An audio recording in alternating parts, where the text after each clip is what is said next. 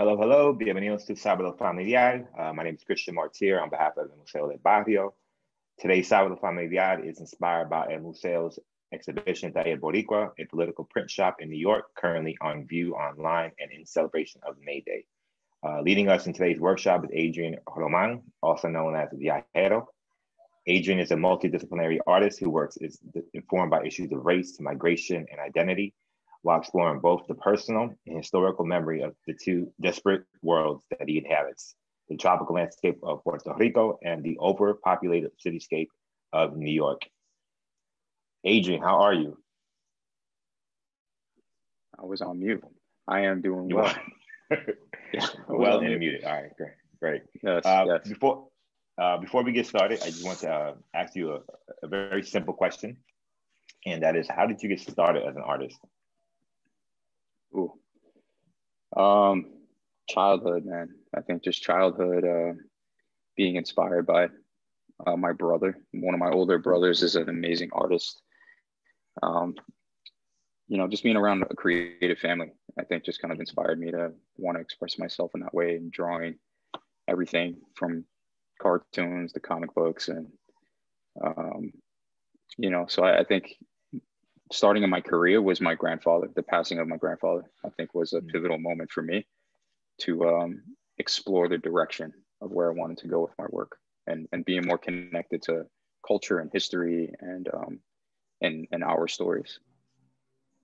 Nice. And you're originally from Sunset Park, Brooklyn, right? Yes. Later in my teens. Yeah. I moved, teens. Okay. My early teens, I moved to Sunset Park and then stayed there until very recently. But the younger years, we moved around a lot, all over Brooklyn. So Sunset Park became the probably the neighborhood that I've lived in the most. Nice. And how much, you know, growing up in that time period and in those communities, was there art around you? Was it something that you had to look for, or was it just sort of you were surrounded by art and culture in general?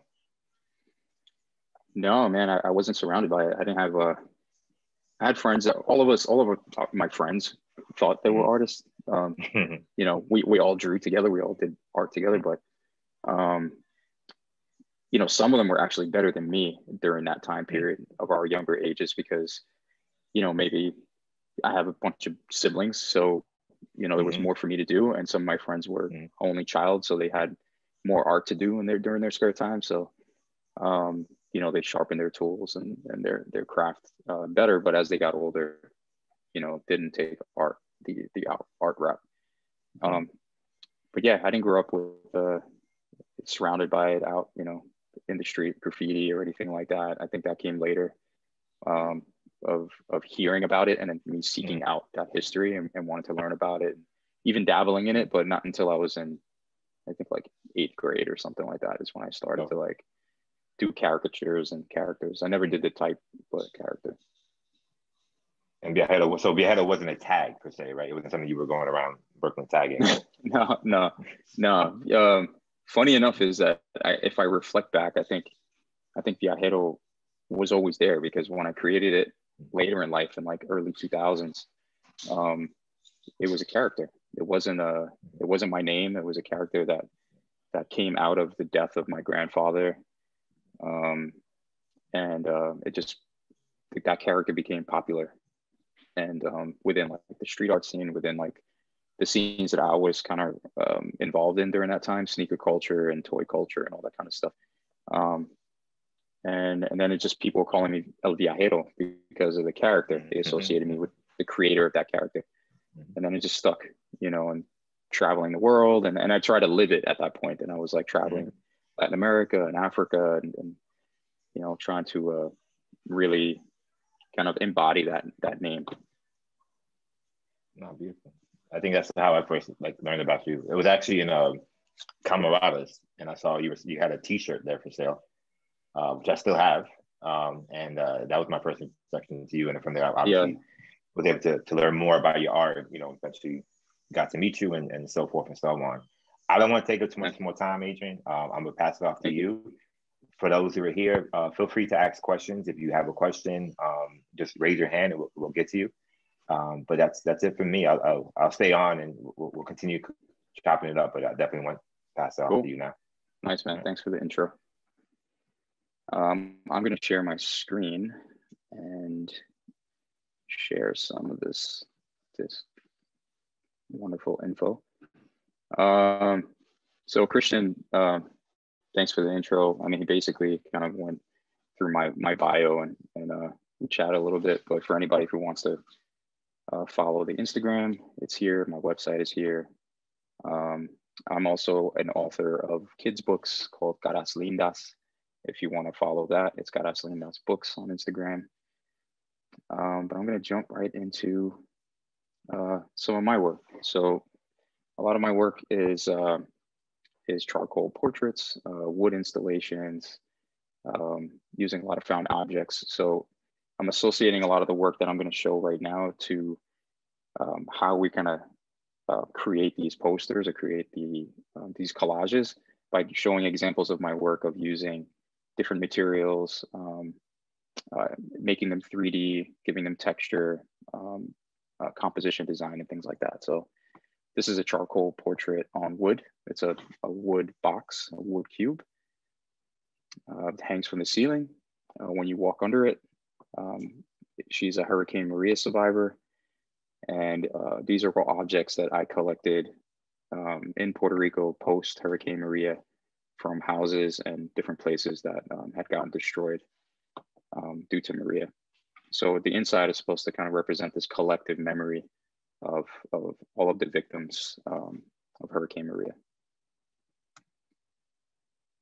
These are some children that I'm showing again, like 2D drawings on wood. But here I'm die cutting the figures and kind of giving them a life. I'm taking them out of this flat, which seems like I'm taking them out of this flat 2D life and putting them in a 3D experience environment.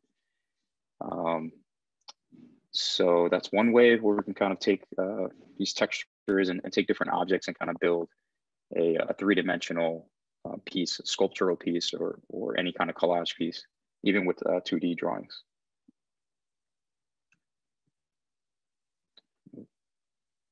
Here we go. This is also a large installation at the Facebook headquarters in New York City. This is, I wanted to show this piece by, I'm combining objects that represent home, like these doors, windows, shutters, things that are used to construct what we would use to build our house, but build our homes as well in the physical world. And I took these slats from a house and built basically the shape, the silhouette shape of Puerto Rico. So again, taking things that are essentially kind of used for one purpose, and I'm trying to repurpose them to build something in the same context of home and house and relating them to each other. So the sign that says house for sale, the outlines of these black lines are the municipalities that have the highest population of people that have left the island. So I'm highlighting specifically those very in a subtle way, just kind of like highlighting those areas. Just another little detailed shot. And then this is, again, showing a collage type piece of having these flat photographs and those old cards that you used to put photos in, like frames, photo studios, and then adding these three-dimensional nails. So the image to the left is my great-grandmother, and the nails to the right are from her home that had to get knocked down due to Hurricane Maria. And I visited the home and pre-knockdown and post. And after it was knocked down, I collected a bunch of the nails that held the house together. So I created this family portrait of nails. So basically the family is kind of like what holds.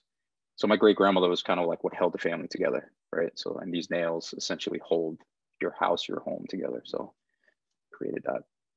So it can be really simple, you know, in what you use, but it's really about the story, right? if anyone just kind of looks like this, they were rusty nails in a frame, you know, but you attach the meaning and the story behind it. It makes it a lot more powerful. So now straight to what is May Day? That's why we're here today. There's a bunch of different names for it. There's May 1st, there's May Day, Labor Day, International Workers' Day. It's basically a national holiday in many countries across the world. Some countries celebrate Labor Day on different dates, such as the US, that we celebrate ours on September, the first Monday of September.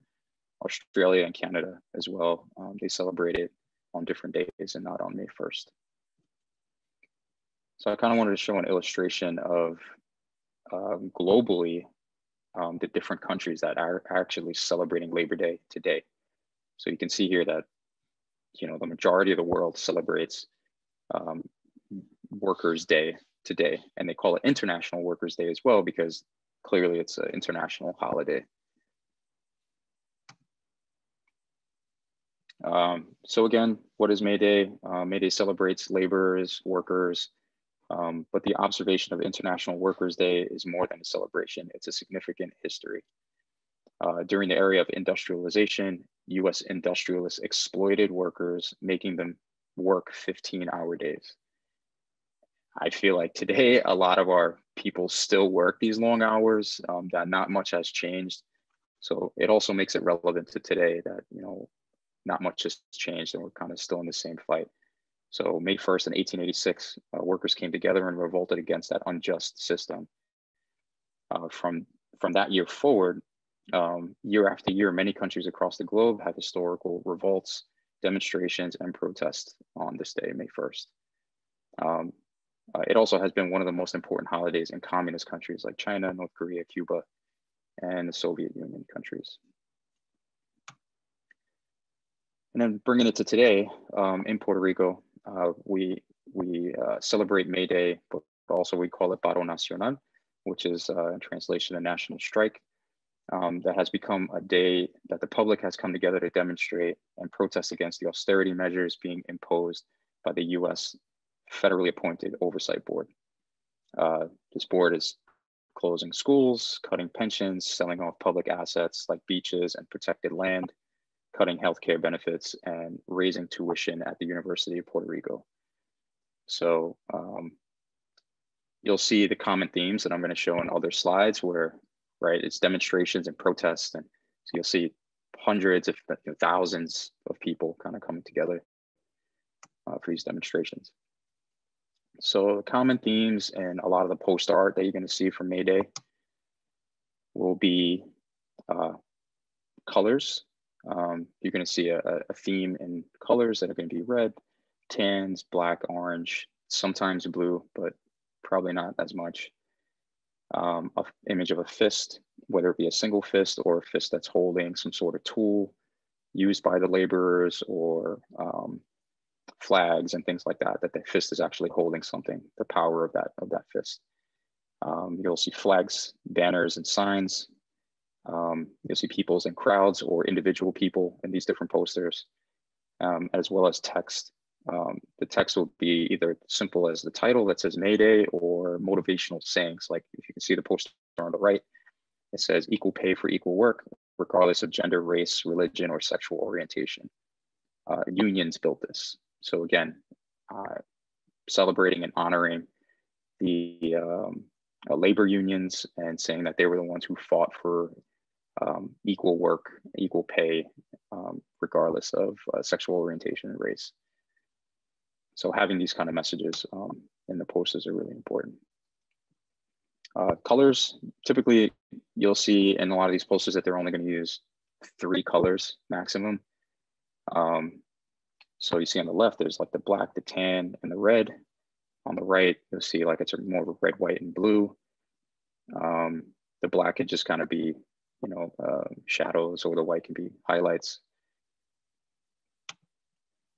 The fist, again, these are used in different ways. So you can see on the left, it's the single fist on its own. You have a fist holding a hammer to represent the working class, right? The tools that they use. You see the fist at the bottom with the circle around it is probably representing the farmers, the workers. So holding the vegetable, looks like a turnip or something. Got the fist with the slave shackle around the wrist, but the broken chain. So showing the liberation of you know, the issues, the struggle. The top right, you can see a paintbrush. So again, it's like the different, I wanted to highlight the different ways that you can articulate this working class people that you want to represent in the work that you're doing. You know, even a flower, you know, in the top middle, you can see, I think that was from Egypt. Just representing growth, right? Like new growth. And then the top, I'm sorry, the bottom right is the same. So it's two hands holding the tools, but also holding a flower as well. The flags, banners, and the signs. Again, the same thing, just kind of showing the emphasis on putting messages on these flags, or putting messages on banners to emphasize their message. So if there's anything that you want to put on your poster or on your collage to emphasize your message, these are examples of how people are doing it.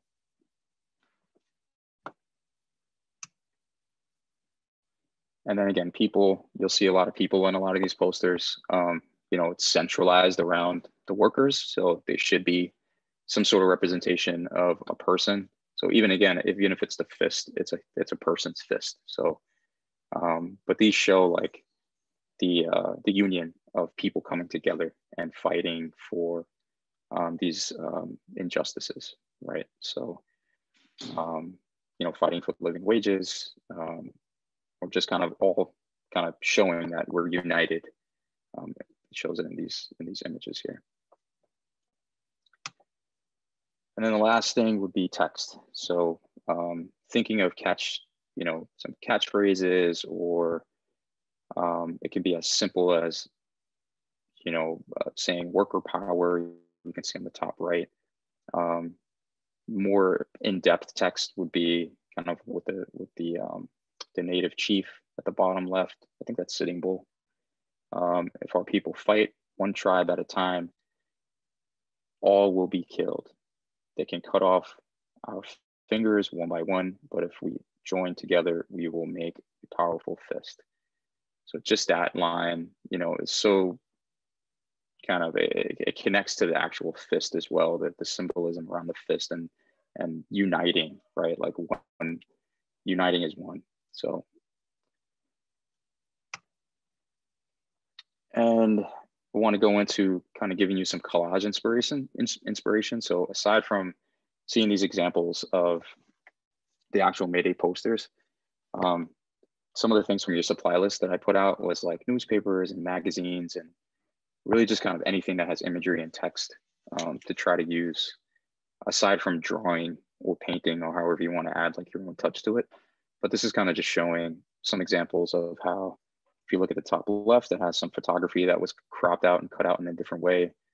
Has like the American flag and different people from different ethnic backgrounds and things attached to the woman's head. You have woman in the center with different pieces of paper cut out and placed in a silhouette of her body. You know, and she's making a fist, like the strong kind of flexing her muscles. So these are just examples of how to use the newspapers, or how to use some of the images that you might cut out of your magazines. Another thing would be the texture. So showing on the bottom left, you can see some of the gears and paintbrushes and things that people glued on to represent texture, but also like whatever the message that they're trying to portray there. You know, if you have anything lying around that you want to use as texture, I think it really gives it a more powerful 3D representation. And the last thing is that I just pulled a few posters from each kind of slide that we just showed, and I'll probably leave this up for inspiration for you to kind of take a look at if if you can't Google images, to just kind of like look at a fist. If you want to draw a fist, I'll leave the slide up so you can see that. If you want to just copy it from there and draw your own, or if you find one. But this is just kind of like a summary of all the slides that we saw previously. And yeah, so if there's any questions before we get into the actual making of the artwork, if you guys can raise your hand, and I believe Christian will kind of let you guys in and you can ask the question. Yeah, definitely. And you know, if you have any questions now or throughout the process, by all means, you can just raise your hand, and I'll be sure to unmute you or ask you to unmute yourself. And just so you guys can, in case you're not able to notice it, there's two cameras on Adrian right now. There's one obviously facing him, and then he has one where his finger's waving there, so you can see his process as well. So cool. If there's no questions, then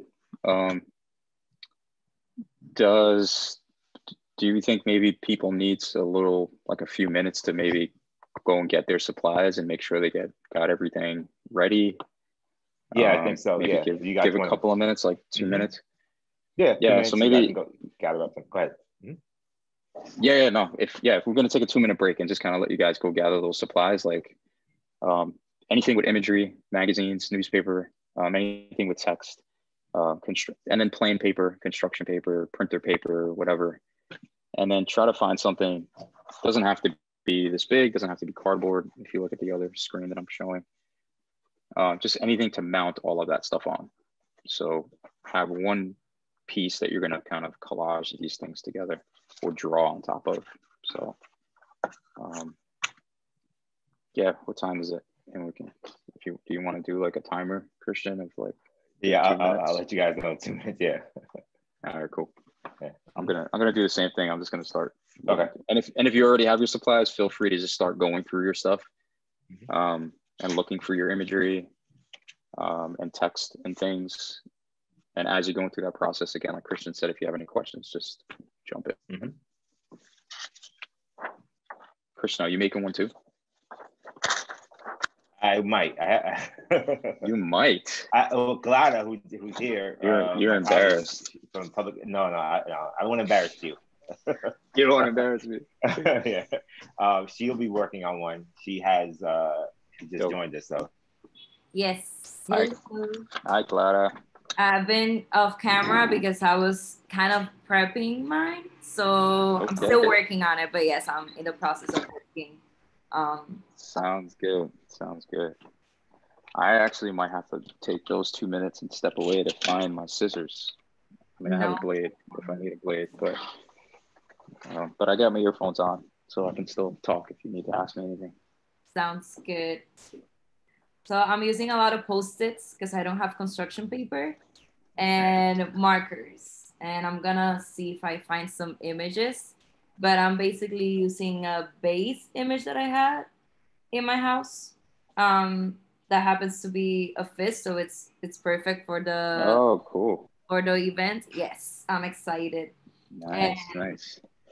I'm kind of just adding a phrase also to the base phrase that the image has, because even though it's not like super Mayday related, it is kind of I would say activism related. Cool. For those of you who aren't like too familiar, there's been a lot of basically like violence against women in PR, especially in the last couple of days. So yeah, this morning I woke up like very frustrated with a lot of things that are happening in Puerto Rico. So I'm just adding like another phrase to that. Yeah. I'll show it later. I can't wait to see it. Yeah, I can't wait to see it. Now you gave me an idea too. I'm like looking, do I have Post-its? Yeah, Post-its are great. It's just like small, you can, That's true. And I also love like the fact that they have the sticky on the back, so I don't have to worry about glue or tape. God, can I tell you that an artist in an art studio without a pair of scissors that he can just grab is It's sad. All right, I'm gonna use the blade. Use the blade. Yeah, and I found a little canvas that I think would kind of give it a cool 3D. Oh, nice. Effect. Yeah. Cool. Let me see. I have all these magazines. I'm just gonna talk while I'm working. If I get annoying, deal with it. No, I'm just kidding. Yeah, I found this like cool kind of magazine from 1982 that has a, look at that, it's like an old trash can. Are these from the collection you were talking about earlier? Yeah, these are from this Cuban magazine. Is Bohemia a Cuban magazine? Because I feel like that's something like Puerto Rico too. In Puerto Rico, we had one called in the 70s. It was called Avance, and it ran for maybe less than a decade, but it had amazing images. Yeah, man. Yeah. Yeah, this is the Bohemia. I guess it is just Cuban magazine.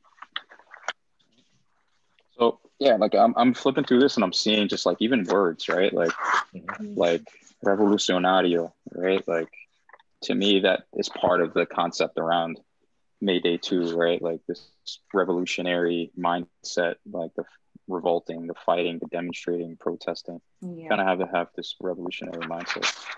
So I'm going to take that out.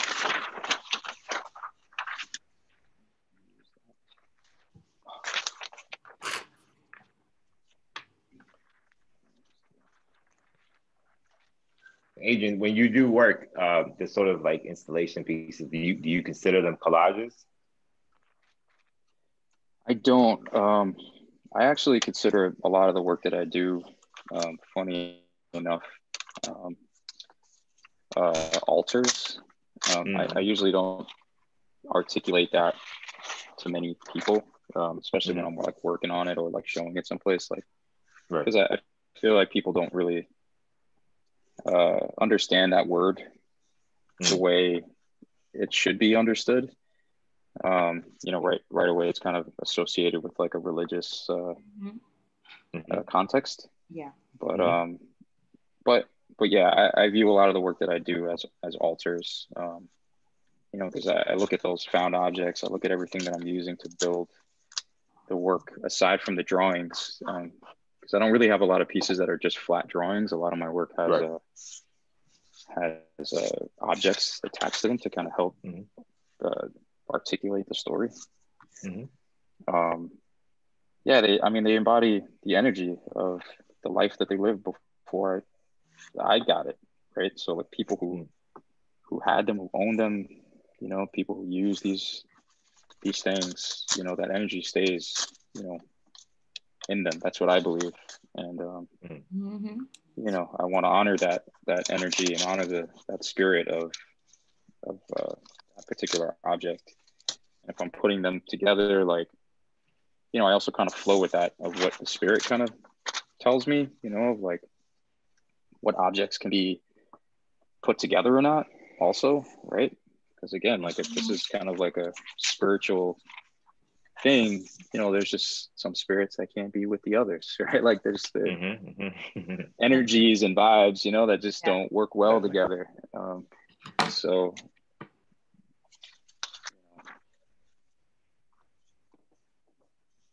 let's see. I might use this cool. So I'm actually going to use for my background, I'm going to use a classifieds page from an old newspaper from Puerto Rico, selling properties. So this is one of the issues, right? And in Puerto Rico right now, there's a lot of folks going out there for tax breaks and a lot of the austerity measures and things that are happening in Puerto Rico and forcing people to leave their homes and sell them or just abandon them. If they can't even sell them, they just leave. So I think having this as a backdrop would be a good foundation.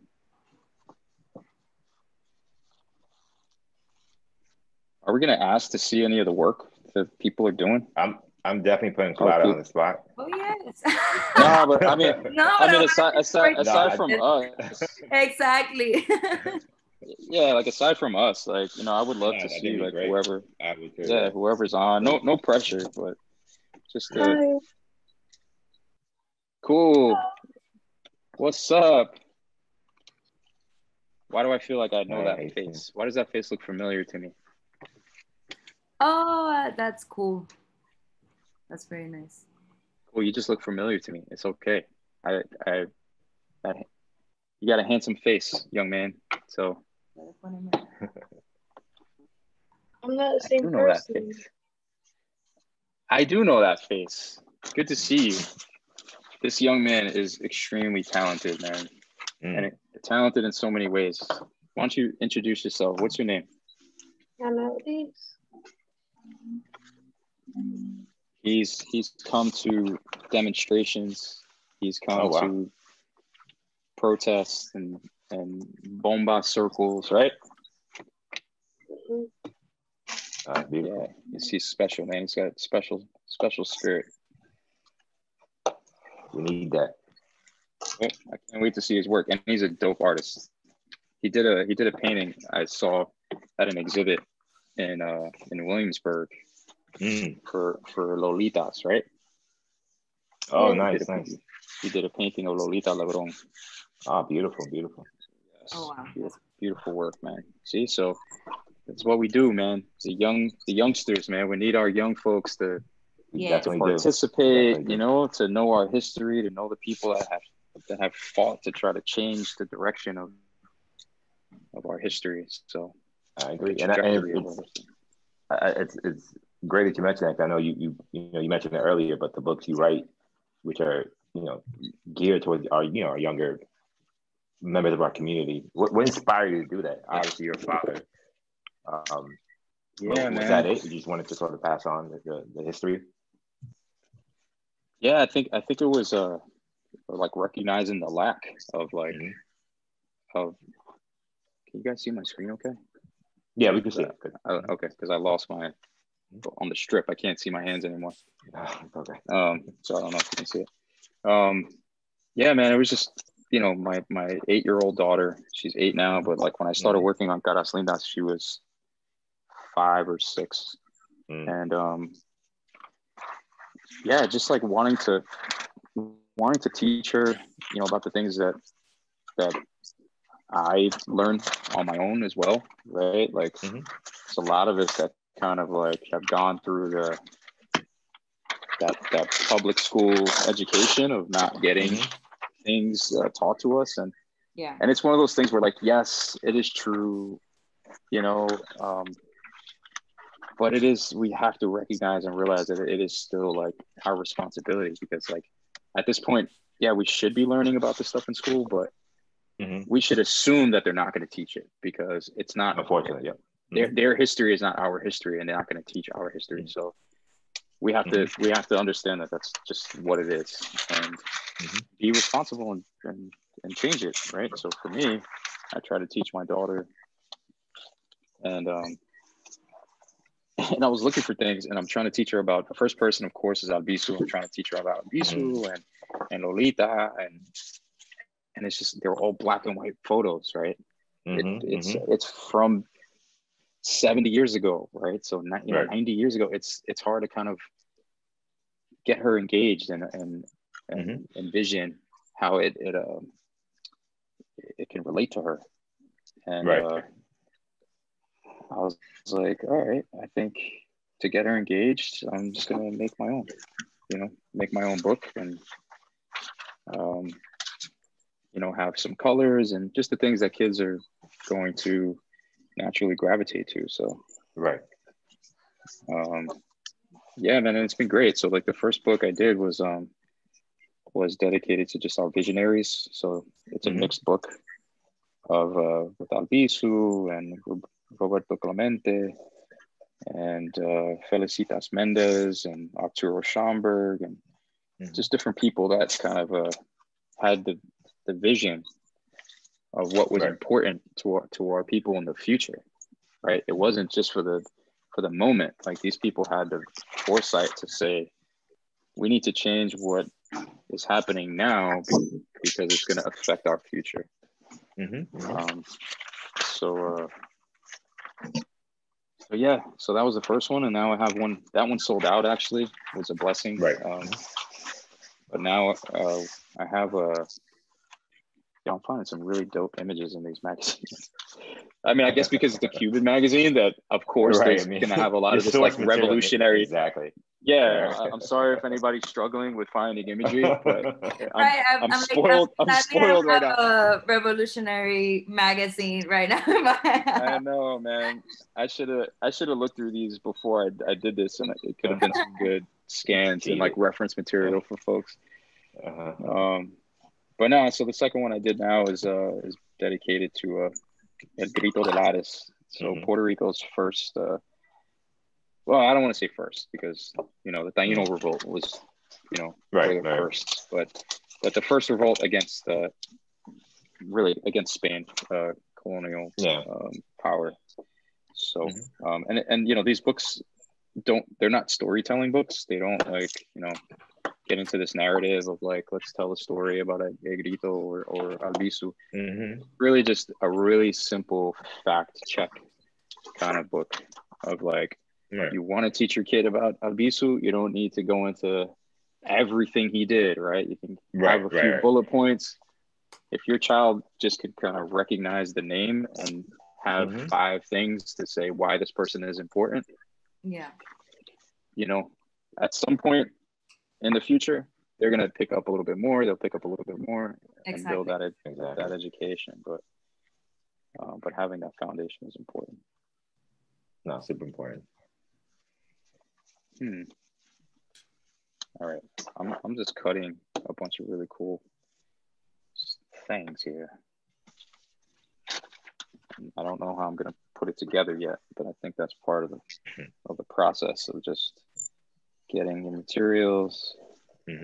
I may not even find anything that I can use, and I may have to draw my own. Like I want to add a fist, so I may just draw my own fist. Draw it on there. Yeah. I'm definitely drawing a lot too, especially some letters. Yes. Yeah, and I think, like I said, the colors are one of the major things in these posters, right? Like these revolutionary colors. So I think what I'm gonna do is, I saw one of those images that had like these like sun rays. Look, the sun rays are gonna be horrible, but horrible sun rays. Yeah, I used to hate doing this in design class in school, so I can't even imagine like drawing this out. But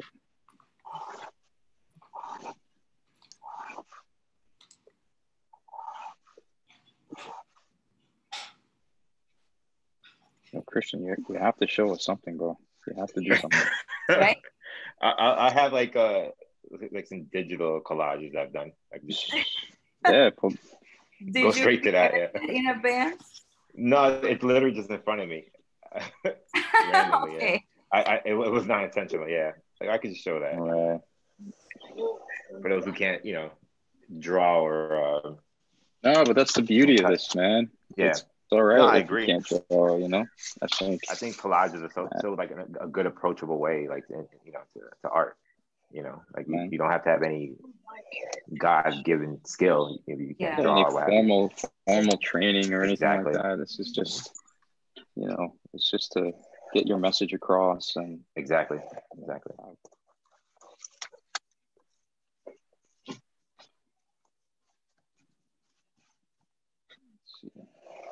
So after the Grito de Lares book, are you planning on continuing that series of books, or you're working on other things? But I'm working on some so from the books, I'm trying to get into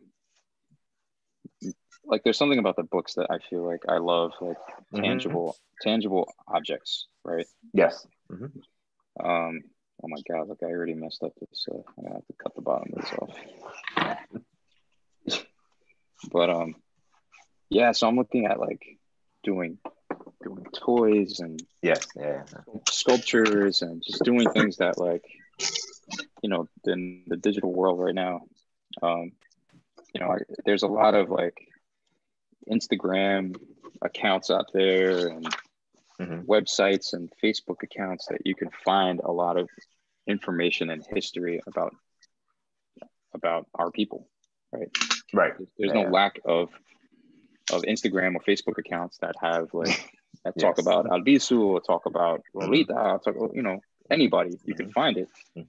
But I think the difference is like having these tangible things, having a book that you can have in your library and pass on and go back to it and read it. I feel like in the digital realm, like we're just hoarding all of this information, and we feel like we know it all because it's accessible. But we never go back to it. Like, who goes back to stuff? Nobody analyze it. Yeah, like nobody goes back to shit. So, stuff. Sorry. Potty mouth. We also, you know, today's event also is inspired by Taller Boricua. I know you have some history with them.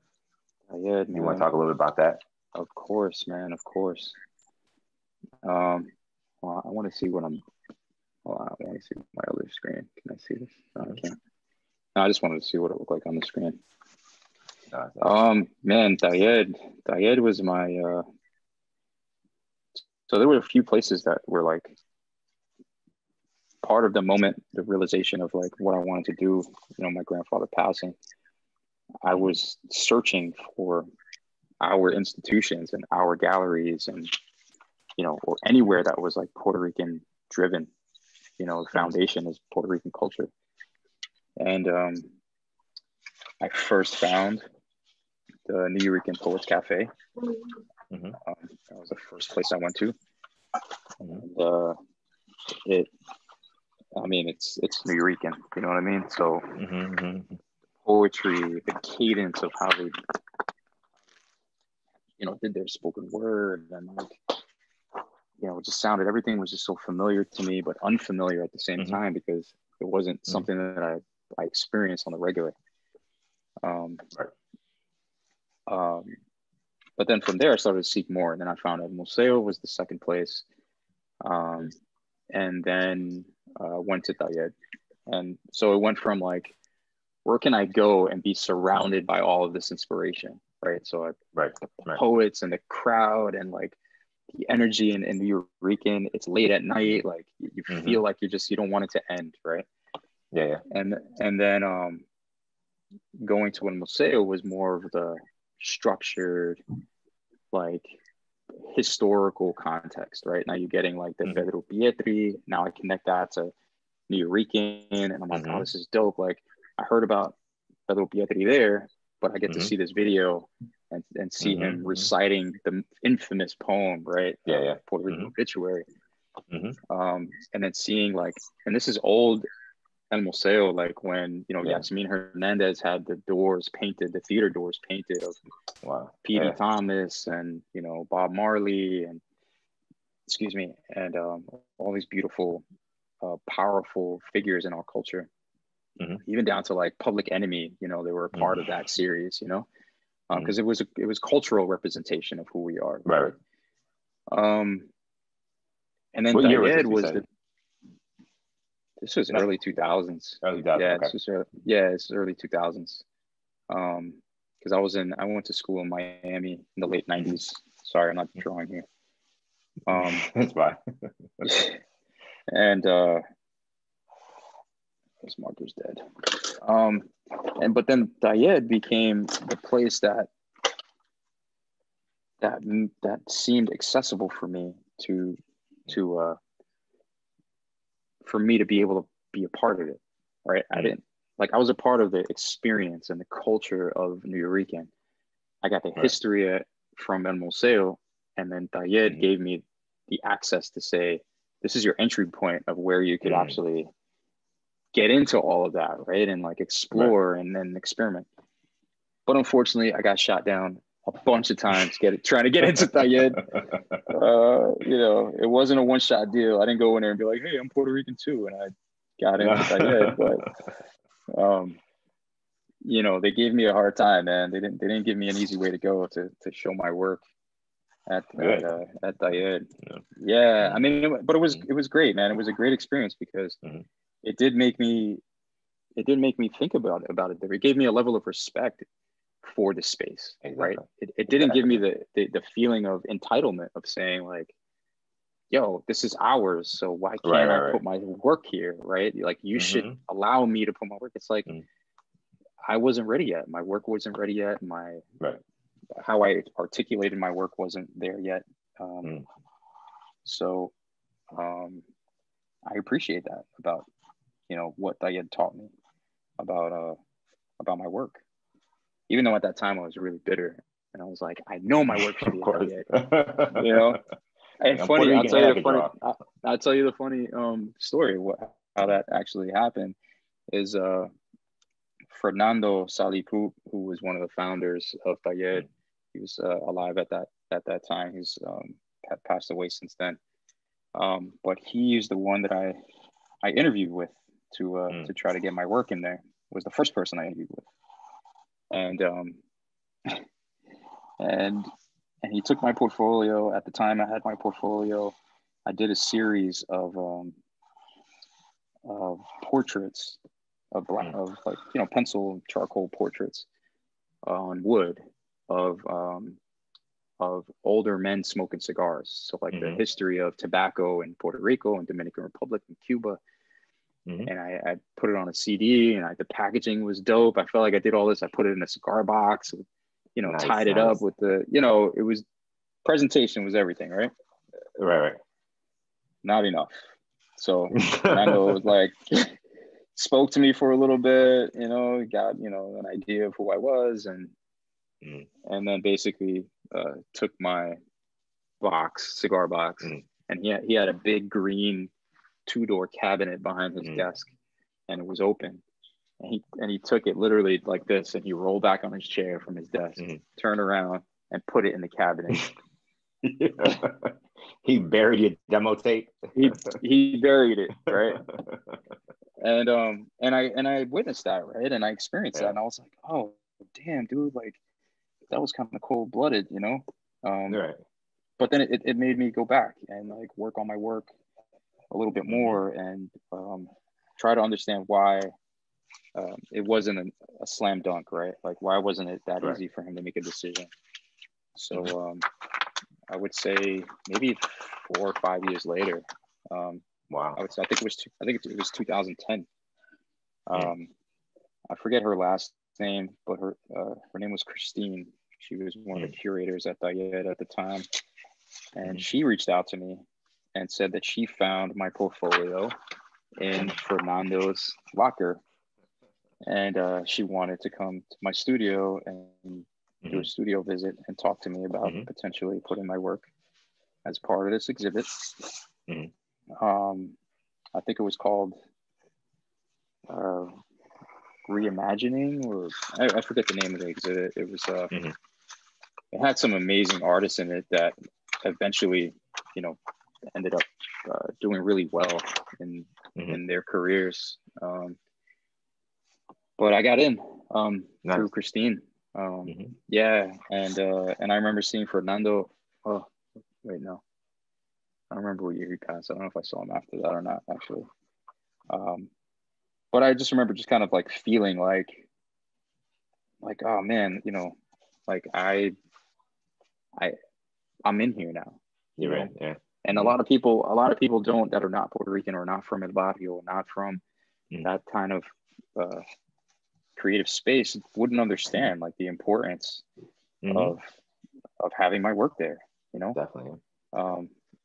And you know, for me, it was super important, even if it was like a group show, you know. And now since then, I've developed like an amazing relationship with Nitza Tufino and Marcos, you know, they're like family to me, and it's almost like I don't need to exhibit there anymore. Like if I never have my work there again, it wouldn't bother me. And it's only because the relationships that I've built there with some amazing people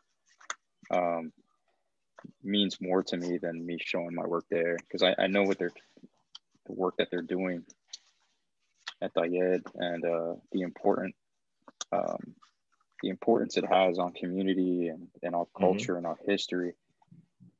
That yeah, man. No, it's incredible. Let's do a time check. It's 1:56. I don't know if anybody has any questions or want to share. Yeah, what they've been working on. So this is what I'm doing. You talk to me too much, man. I didn't get a lot done. No, I'm just kidding. I'm gonna blame it on you. I didn't get a lot done here. That's fine. No, I'd love to see what some folks got. Yeah. So yeah, I'm gonna put this here to just kind of show, you know, where I'm at. Some of the words that I got here. Wait, I got these guys down here. The workers from the sugarcane fields. Boom. So I don't know if you can see the whole thing. Yeah, we can see it. Yeah. That's beautiful. Yeah. Oh yeah, we can see it now. Yeah. Cool. Oh, nice. Cool. So yeah, so and if you're sharing, yeah. Go ahead, Adrian. No, go ahead. No, go ahead. If you're sharing and you want to talk a little bit about what you worked on, feel free to unmute yourself. Yeah, please. I'd love to hear it and see it. You want me to? Cyrus is on. That's Cyrus. Yeah. Hey, what's up? That's the homie Cyrus. Cyrus, what's up, brother? What's up, mi gente? How you guys doing? Good, man. I'm excited to see your work, man, because. All right. So yeah, did a quick one. Just I was a Russian literature major, so May Day was quite important. Back in the day, we were just representing a little highlights, collage, cutouts. Beautiful, man. And then there's the Corona on the Cangrejo, our current labor. Yes. Of this year. Absolutely, 100%. Yeah, I was gonna add some imagery, and I guess I forgot because I did pull it. But our current, like you just said, like our current laborers that have kind of went extra miles in a lot of during our pandemic time and stuff. So that deserve a lot of credit, like yourself, Cyrus, Dr. Cyrus. Yeah, a lot of us essential workers, but that's just as I'll say, as a doctor, we got our flowers, but we really got to make sure in these times to pay real tribute to the essential workers, you know, all the migrant workers, the undocumented, the laborers in the fields that feed us, that distribute the food, that prepare the food, that serve the food, collect the food, clean the food, clean and care for our people. I mean, this is of any year a time to really pay tribute to the, you know, the los obreros and all the laborers who keep us alive. Thank you. Definitely. Thank you, Cyrus. Man. Thank you for sharing that, man. Good to see you too, man. I haven't seen you in a long time. Yeah, for sure, man. But I outside of this, man, lithography, you got to do this, man. I want to see you kicking lithography. Oh my gosh. Don't put me on the spot, Adrian. Bro. Yeah, don't put me on the spot, bro. Cool. Anybody else want to show what they've been doing? Galaxy? Come on, man. Oh, go ahead. Go ahead. Let me see. I'll try to see. I'm gonna keep cutting this. M. Mueller. Cool. I don't know if you can unmute. I see. Hi there. Chat. Hello, how are you? I'm here. Good. I'm working on. I kind of texted in mine because I putting it together. I just don't have it glued yet.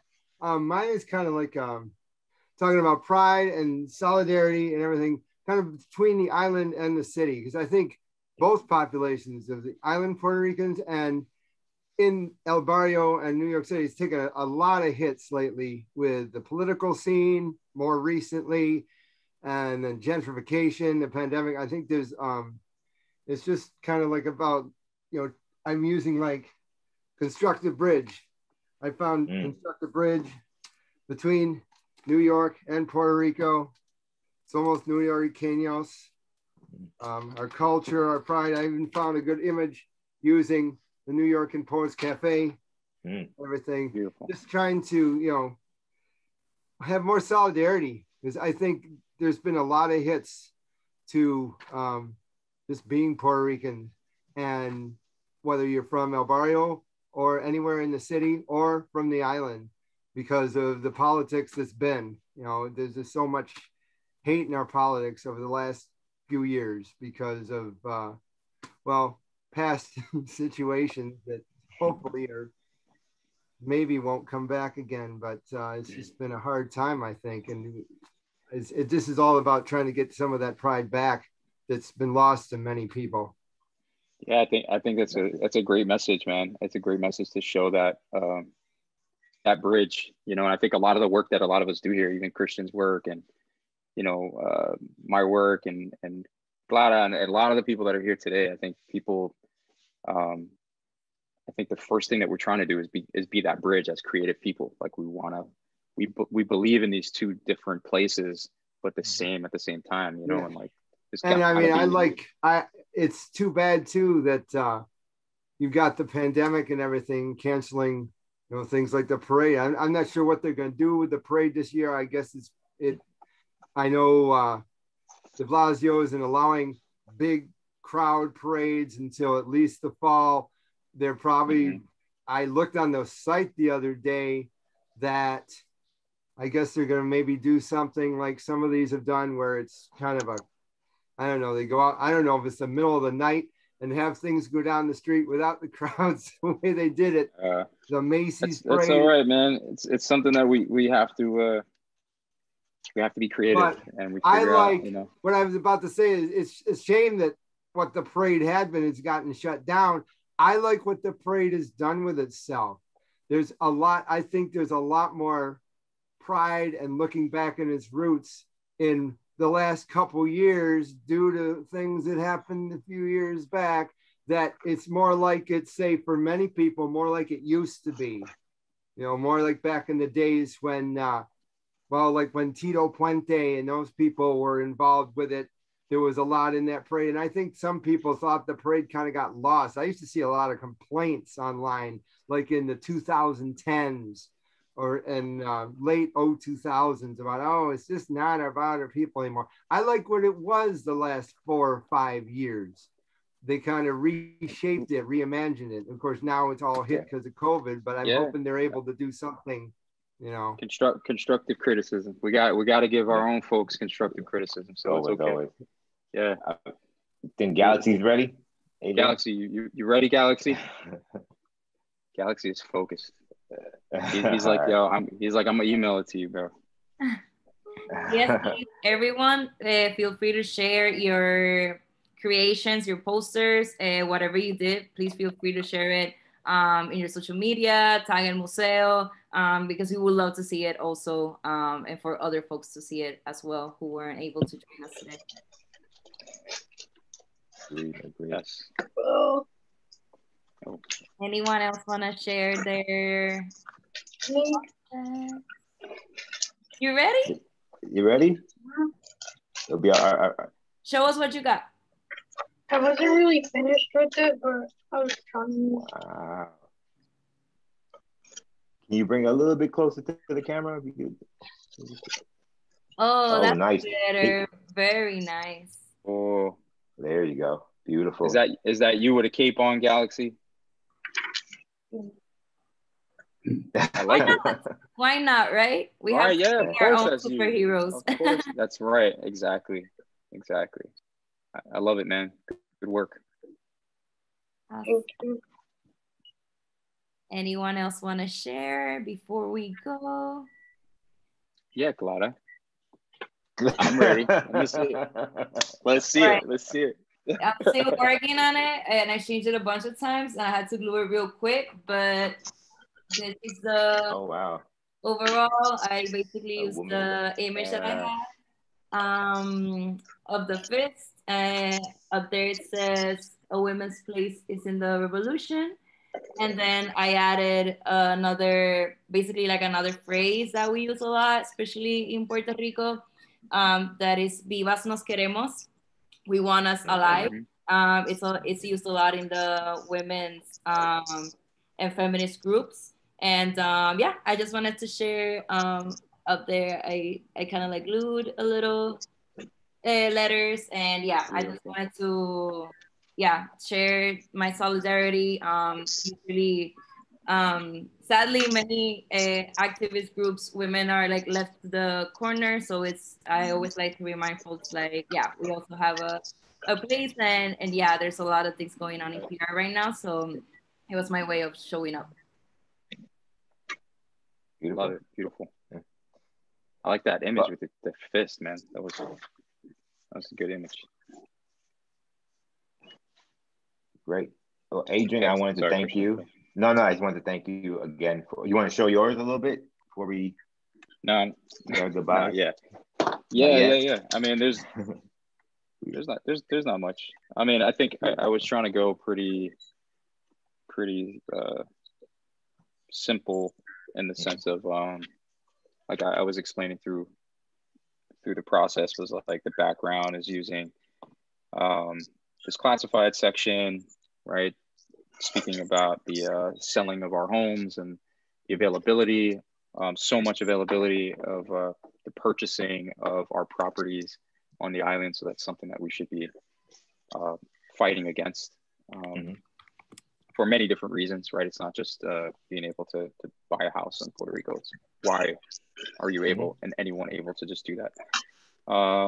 Yeah, I found this para celebrar un gran día. So today, right? May Day, you know, it's a big day. So for all of us to kind of celebrate and, you know, our workers. And at the bottom, I found this old image of sugarcane workers, you know, again, like in celebration, but in a crowd. So like you know, being unified. And then revolucionario. So they're, you know, sugarcane workers, especially in the history of Puerto Rican sugarcane workers. You know, the Albizu Campos, you know, organized the laborers, the sugarcane laborers, and to help kind of push our liberation agenda. So being a revolutionary, sugarcane workers and stuff in Puerto Rico, it's a important connection. Definitely. So yeah, and of course the fist and the sun rays and, you know, the typical kind of imagery. I wanted to tie all that together. Awesome. Beautiful. Well, I want to thank you, Adrian. I want to thank everyone for tuning in today. If people want to follow Adrian's work, where can they? I know you posted it earlier, but can you just repeat the Instagram account as well as your website? Yeah. So you know what? I could. Sure. Yeah, I'll just put it up here. Go back to that page really quick. So yeah, so my website is viajeroart.com. Instagram is @viajero. Yeah, email is on the website as well. So it's just viajeroart@gmail. Perfect. So thank you once again. Thank you. It was fun. You. Good. Glad to hear that. Thank you. And thank you for everyone tuning in and showing their art. Please make sure you follow El Museo at elmuseo.org for more information about upcoming events, as well as any exhibitions we have. For example, we have right now Latino, which is an ongoing exhibition that's on view, and you can come check. You can actually come to the gallery. So we're open on the weekends. Just go on to elmuseo.org and reserve your ticket. And on our social media at El Museo.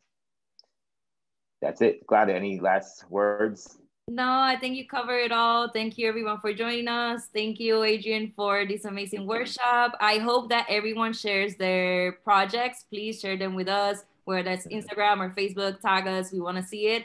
And thank you for joining us. Happy May Day. Happy May Day. Thanks, guys. Happy May Day, everybody. Have a good one. Bye. That's the May Day sign right there. Happy May Day.